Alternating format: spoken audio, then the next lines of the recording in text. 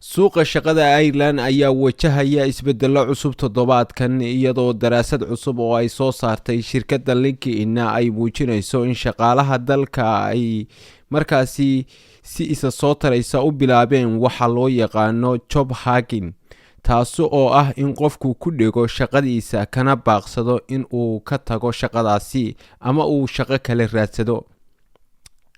LinkedIn ayaa sheegtay in arrintan ay ka dhalatay hubanti la'aan dhaqaale, sixir barar iyo kharash nololeed oo soo kordhay, iyo cabsi ah hubanti la'aanta shaqada cusub ee uu qofku raadsan lahaa.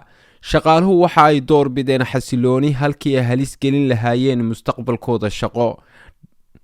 dhanka kalena war wanaagsan ayaa jira oo dowladda Ireland ayaa xaqiijisay in maalgashiga shirkadaha caalamiga uu kordhay 38%.